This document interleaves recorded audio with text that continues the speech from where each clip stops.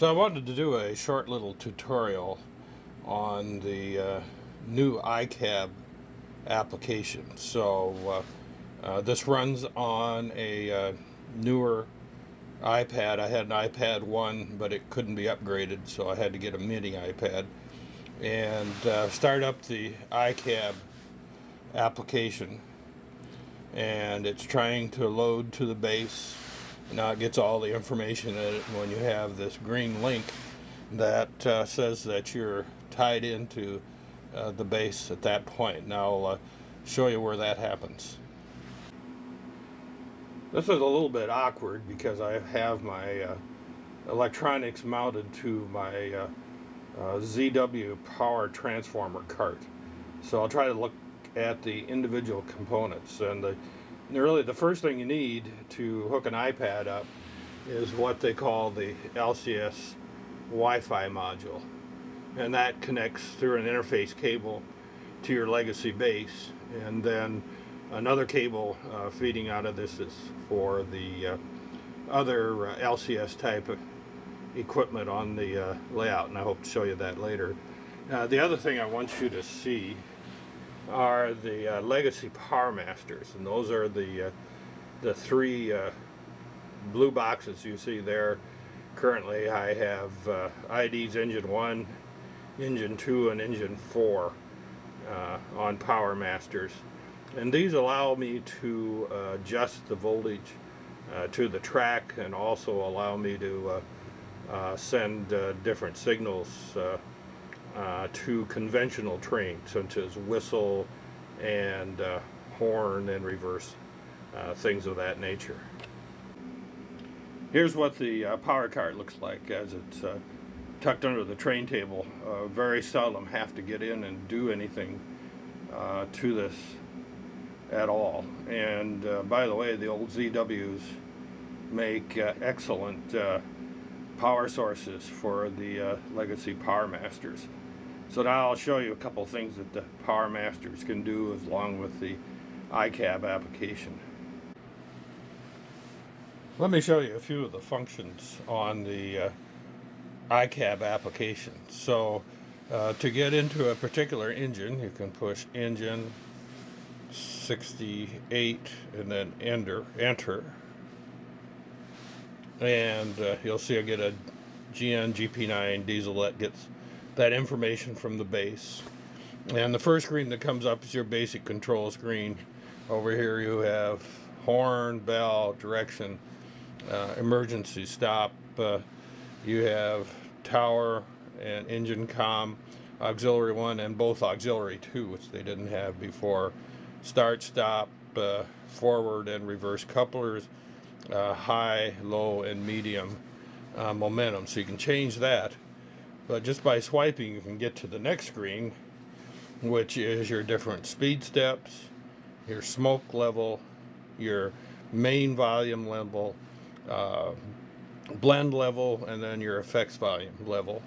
And then going back, there's the main screen, and then there's another screen that's kind of fun because it has all the specific announcements that, with the newer engines at least, will be commanded straight away. So the next spot would be like trains, and this would be if you'd have a lash up. Goes through the same thing. You would go through train 9, say enter it, and then you'd be in a particular lash up of engines. This one happens to be train 9, and it has the same functions as you just saw. The next one would be route. If you have routes programmed, you can enter the route, push enter. Switches, if you have switches programmed, you can enter the switch and then throw divergent or straight. And with the switch throw monitor module, you should be able to determine whether or not the existing switch is in a throw or straight position, and then throw it correctly. And then finally, the module here is to enter the accessory number. So here's an example of how the legacy power master and the iPad allow me to run an older conventional engine. So On the track just to the right of the iPad there, to the left I guess it would be, is a conventional engine, a little mogul pulling a passenger train. So first thing I want to do is put in engine 2, enter, and that connects to, or gives me control of, the legacy power master for that particular piece of track. So if I want to start the train up, I just slide the power bar over.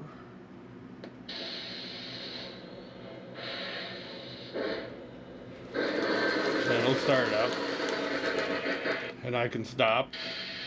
Power goes back to 0. And hit it one more time for a reverse.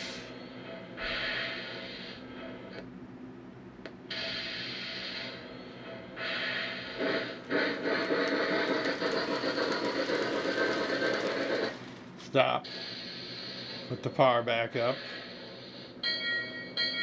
blow the bell or ring the bell, blow the whistle. So let's run through some of the functions on a new legacy engine, such as the Great Northern E7. And with the iPad, again, you push the engine, enter. This engine ID is 38, enter, and that brings your engine into control, and you can start it up by holding the start up button. This is the dispatcher. Do you copy? I read you. Over. Very good. Start up and hold. Yes, sir. Start up and stand by. Out.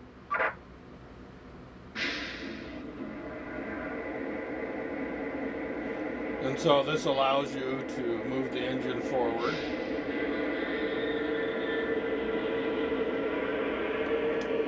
And slow down. I've got the momentum fairly high on this one, so I can stop it. And then reverse.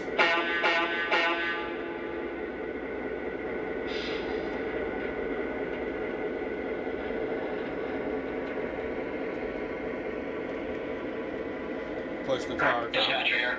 All clear inbound. Over. Thank you, sir. Approaching now. Out. So let me move it ahead just a little bit and show you some of the other functions.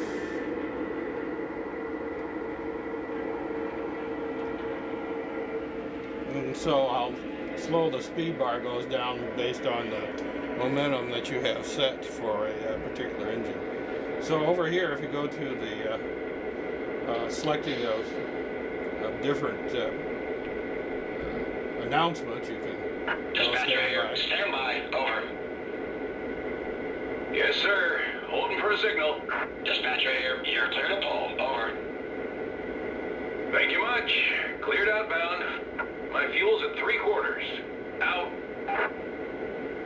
And then can I go no? Dispatcher. Am I cleared to the outbound? Over. Negative. Hold your position. Over. Dispatcher, error is made. Brake test complete. Are we clear to pull? Over. Roger, your track is cleared. Dispatcher, over. Tower, arrived and in position. Over. Acknowledged. Welcome back. Out. Another function that the legacy engines have is sequence signaling.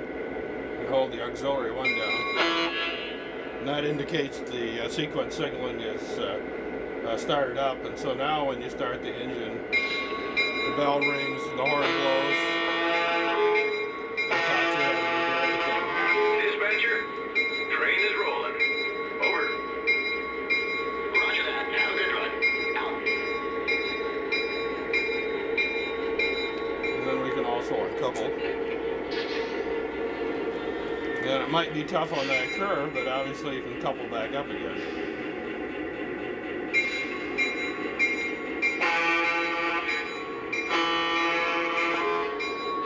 Dispatcher, we're on the move. Over. Acknowledged. Yeah. Keep it rolling. Didn't quite make it. I'm going to have to help it out there. Also, I think the last thing we should do is shut her down to get that, so you push the shutdown. Going to sign the register book, dispatcher. Out. And that's just a little demonstration of the new iPad 2, you might call it, or the new iCab 2. And I like the mini iPad 2 because it fits my hand just a little bit better. So it's a lot easier to carry around the layout and use it. So hope you found this interesting.